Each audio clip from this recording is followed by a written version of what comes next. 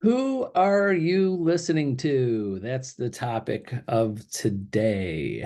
So I say these words at least once or twice a day because I'm talking to an agent. It usually starts like this. Well, I heard, I read, I'm seeing, hearing, that kind of thing. Or I talk to this person, I talk to that person. Who are you listening to? So this always usually, and I'll specifically talk about real estate and the market a little bit and things happening today. So I hear these words or I say these words, who are you talking to every day? Because a lot of agents call me, wonder, what's going on? Things slow or things busy. How's the market going right now? What do you think's going to be happening? I heard this, that. So, and you probably heard me say this in many other videos, is that the bottom line is you or people in general are listen to the people that they want to listen to, right? Do you know what I mean? Do you know people like this? It's just like the news. I won't go into detail. Politics, religion, faith, money, health. There's so much information and easy ways to watch a video or listen to a podcast or read a book or your friends and family are a certain way in health or faith or money wise or businesses or politics. We choose to listen to people that we want to listen to. Does that make sense? I feel that we we have a pre-notion of what we want to hear and what we want to go and what we want to believe, and then we start listening to those people or find or consciously or unconsciously start looking for or listening to or reading things that put reaffirm the things that we're thinking. Does that make sense? Because in real estate, I'll just talk about this now. Every winter, every January, I talk to agents. Is it slow? What's going on? I don't have anybody moving right now. It happens every winter. The snow comes, it gets cold, slows down. It does. At 30 years I've been in real estate, same thing. Spring it picks up, summer it picks up, back to school slows down a little bit, then towards the end of the year slows down, winter time. It's just a cycle. It's just a cycle of things in general. That's what I'm gonna say. In general, that's over an average. So, like our business having 500 agents and doing this for 25 years as a company and selling thousands of homes every year, we know exactly every year these are going to be a certain percentage lower January, February. But the point I wanted to get to about business is I tell agents is that should not affect you. You can go find buyers and sellers. You might just have to make a few more phone calls, finding the people that need to move now are not going to wait till spring. So you can find buyers, you can find more sellers. It just more of them, percentage of them are waiting to list their house till spring or waiting to start looking. They want to go out in the cold, but there are people out there, and sometimes they're easier to find because some agents get lazy over the winter because they're like, it's slow and they're not making the prospecting calls and they don't want to go out in the snow or they think this is the slow time. So they take time to do other things and not prospect and look for buyers and sellers. So don't listen to those people, anybody out there that's saying that there's never opportunity for real estate. Also, market wise, hear this every day from agent. Is this, well, not so many current agents, but I talked to several potential new agents that are thinking about getting into real estate, about to take their classes or just started their classes. I talked to a handful of those every week, and they almost all of them ask, "So, is this a good time to get in real estate?" Because I'm seeing this, I'm seeing that. I'm hearing this. Oh, I talked to my friend and they go, real estate's terrible right now. I say to them, no, every day is a good day to get in real estate. I even say too, sorry if you heard me say this before, I tell new agents today, agents that are in the business and agents that are getting into the business, today is so much better, so much more opportunity to do well in real estate than it was 30 years ago when I got into it. And I won't go get on my soapbox and tell you all the stories about how hard it was to be successful in real estate 30 years ago. But today, it is so much easier. I mean, it's a hard job and easy, but so much technology, the consumers, the way we communicate with each other as people, is so much easier to build a business in real estate than it was 30 years ago. It is. So, uh, and the world is opened up. What I mean by that, years ago, okay, I'll get on my soapbox a little bit. Well, years ago, 30 years ago, consumers only bought or sold houses with their local real estate office. Write down, there needed to be an office on almost every street corner. I know in my neighborhood or my, let's say, just east side of Cleveland, every major intersection had 3 or 4 or 5 real estate companies.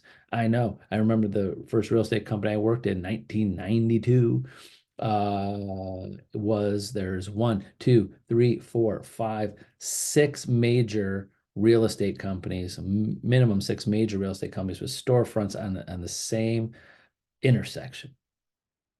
So people only went to those companies. So you had to position yourself. I was also with a company that they would place you in what office they would, because there's a few offices that were in certain neighborhoods, certain cities that everybody wanted to be in because they wanted to sit there. They wanted to wait people for walking in because those houses in those neighborhoods in those cities were more expensive. And the companies back then would say no, it would not allow agents to go in there. You had to be in the business a certain number of years. You had to, know what you're doing. You had to be full time before they even placed you in those offices. And then all the other agents in the office would be upset if you put too many agents in their office. So that's it. I won't go too much more into that. But the point I'm getting at, any agent getting the business now or any agents right now, you can pick up the phone, text someone 24/7, email, social network. You could communicate with so many people and build your business and build your network and build your database.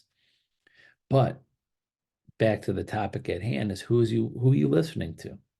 I have so many agents. There's going to be more agents getting out of real estate this year than any time in real estate just because of last year. Last year, any of you clicked on or Century 21 Homestar agents clicked on the information I sent you in your email yesterday or day before, I forget what day it was, but was the breakdown of all of the sales in Northeast Ohio. How many agents?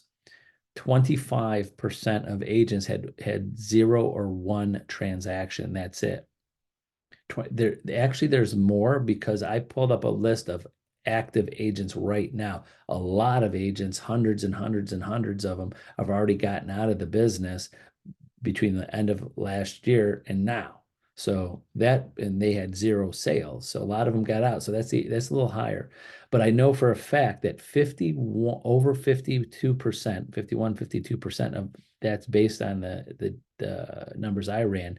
52% of realtors in Northeast Ohio had less than 5 sales. So if you had more than 5 sales, if you had 5 sales, I'm talking 5 sales, you did better than 50% of the real active realtors in Northeast Ohio. So the point I'm making is, are you listening? Like, because I have agents, are you listening to all those agents that 50%? If you listen to 50% of realtors, they'll probably say how tough the market is, how bad of a year they had. Half of them will probably talk negative about their experience with the industry over the last year. But so listen to those agents they're doing it. Their agents are doing it. Not all agents were down.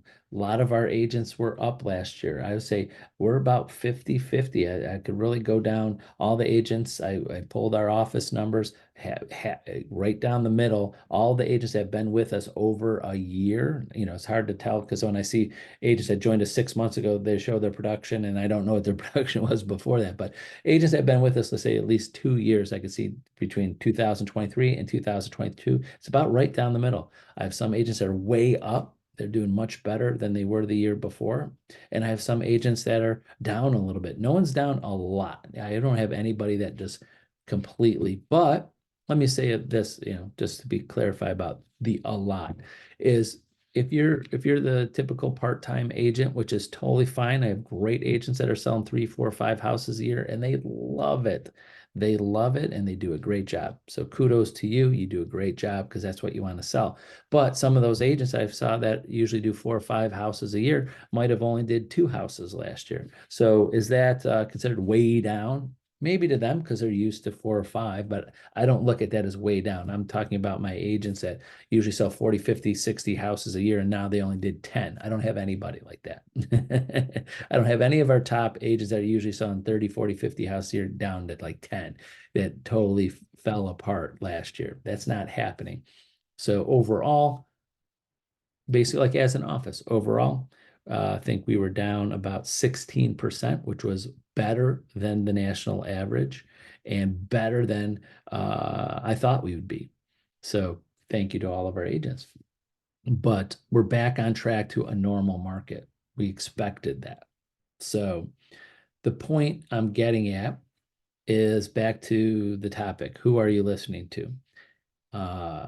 As an office, so I was going over our office numbers. I have brokers. I have even talked to the president of Century 21 last weekend and going, oh, you're down, you're down. We were planning on being down. We knew that because 3 years ago, we were up almost 40% in 1 year, knowing that it's going to come back down to normalize. Some companies, some agents that are big teams, big agents, big thing weren't ready. And now some of them, back to the topic, are listening to the wrong people going, the market's bad, real estate's bad. No, we are back to a normal amount of sales. Do we need more inventory? Yes, definitely. We've needed more inventory for several years. Will the inventory pick up? It will eventually, especially in Ohio. So all of my Ohio agents, the great thing about our state of Ohio and real estate for the last 30 years that I've been in it is that people will always move. This is not the vacation capital of the world. This is not the retirement capital of the world. This is not the second home capital of the world. This is not the Airbnb capital of the world. Those markets, they have huge highs and they have huge crashes because of what's going on in the economy and what's happening, with travel and things like that, aka Florida, Arizona, things like that.